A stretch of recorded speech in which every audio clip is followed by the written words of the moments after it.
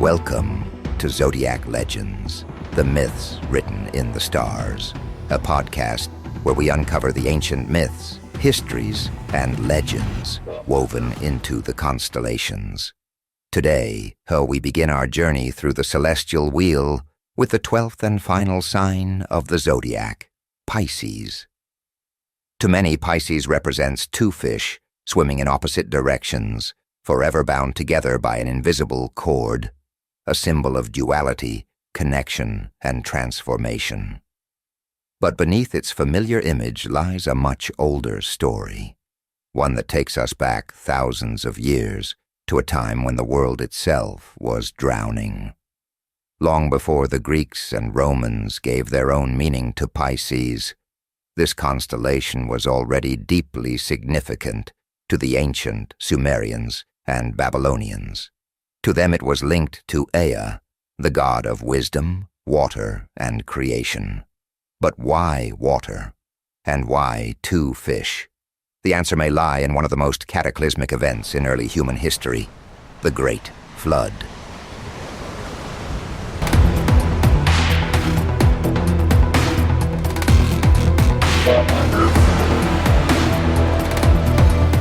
Geological evidence suggests that around 7,500 years ago, a dramatic flood reshaped the lands we now know as the Black Sea region.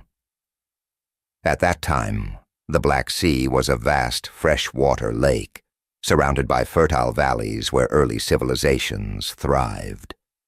But as the last ice age ended, the world's oceans began to rise. The Mediterranean, swollen with meltwater, finally breached the narrow land bridge at the Bosporus Strait, sending an overwhelming cascade of salt water into the Black Sea basin. Imagine watching as the shoreline receded before your eyes. 4 kilometers of land swallowed every day, a relentless surge of water consuming villages, homes, and fields. For the people who lived through it, it must have seemed like the entire world was ending. And perhaps in a way it was, the world as they knew it. But the survivors carried their story with them, passing it down through generations until it became part of the great myths of humanity. In the ancient Sumerian epic, the flood hero was Ziusudra. The Akkadians called him Atrahasis. The Babylonians knew him as Utnapishtim. The Hebrews told of Noah. The Greeks spoke of Deucalion. Though the names changed, the essence of the story remained the same.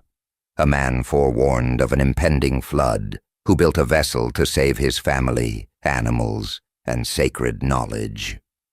In the Epic of Gilgamesh, Utnapishtim describes how he built a vast, cup-shaped ark and filled it with plants, animals, and treasures.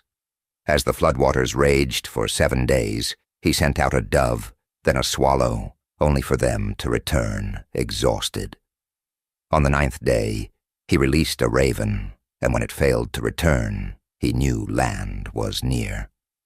This story, so similar to Noah's sending of the dove, reveals the deep interconnectedness of ancient flood myths. And at the heart of it all, the water, the mixing of salt and fresh, the two fish of Pisces. As time passed, the image of Pisces evolved. The Babylonians associated the constellation with the two waters, the salt water of the seas and the fresh water of the rivers. The star Alresha, which binds the two fish together, symbolized the eternal connection between these forces.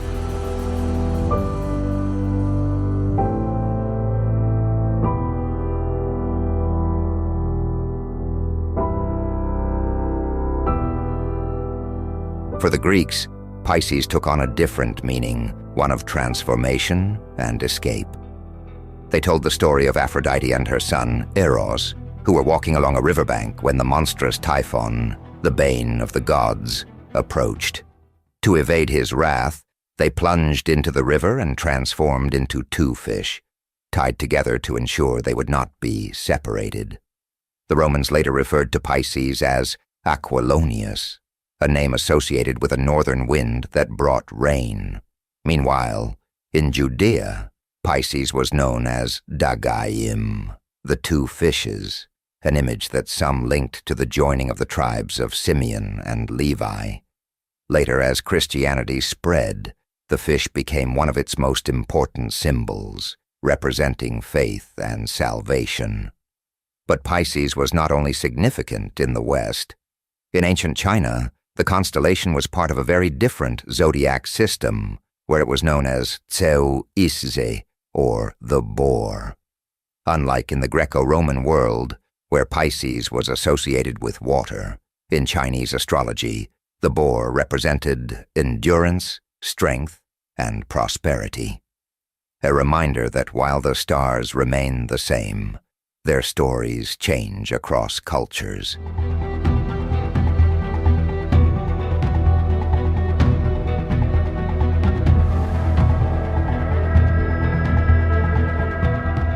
There's another reason Pisces is important in astrology. When the zodiac was formalized over 2,500 years ago, the vernal equinox, the moment when day and night are equal, was in Aries. But due to Earth's slow wobble on its axis, known as precession, the equinox has since moved into Pisces. Even though astrologers still call this point the first of Aries, it is in fact in Pisces, a sign of transition. Some believe this marks the age of Pisces, a period of spiritual awakening and religious transformation that began roughly 2,000 years ago. Others look forward to the next great shift, the coming age of Aquarius. But for now, Pisces remains the guardian of the celestial host, the final sign of the zodiac, the place where the cycle ends, only to begin again.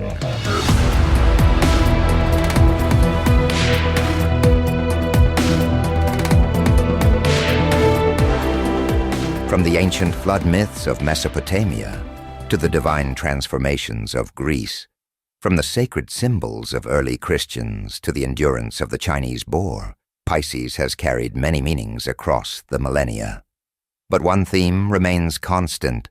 Pisces is a sign of connection between land and sea, past and present, myth and history.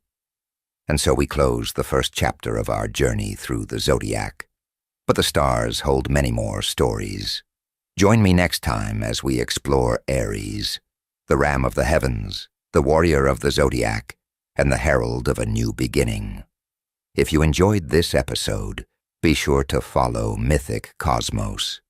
Until next time, keep looking up. The myths are written in the stars.